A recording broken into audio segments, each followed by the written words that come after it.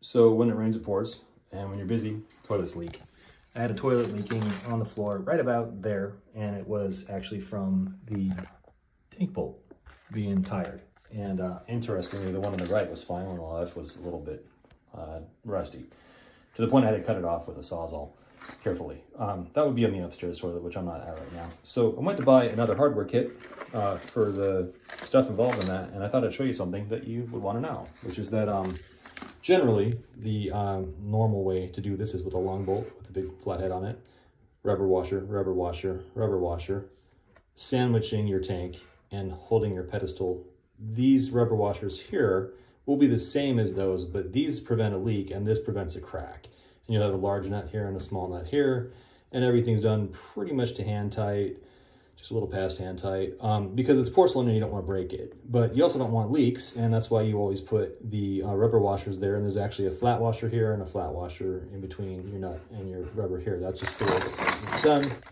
And I bring this up because this not marked as 2-inch kit, it comes with almost everything you need, minus the extra 2 rubber washers, because cheapskates want you to crack your toilet bowl. So I started looking, and this is a universal kit because it does the weird pod adapter here, but it's still 2-inch. And this guy comes with one less set of everything. It has three bolts, 3 washers, 3 nuts, and 3 rubber things.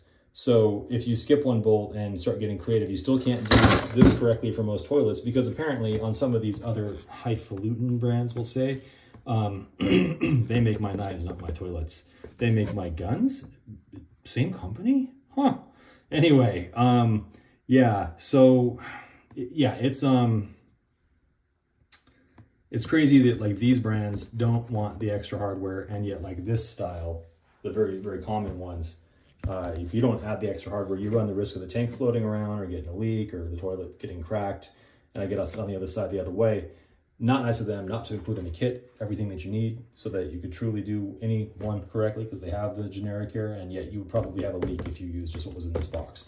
2-inch not marked. There's 3-inch options, and this fancy toilet that flushes golf balls, 18 of them, and has never been clogged, is a 3-inch with a model 540. So now I have 2 different schedules in my home because of a thing that happened. So yeah, just bear those happy thoughts in mind as you are in a hardware store looking at what you think is a ready to walk out the door solution to your problem. Good chances you need to make other considerations.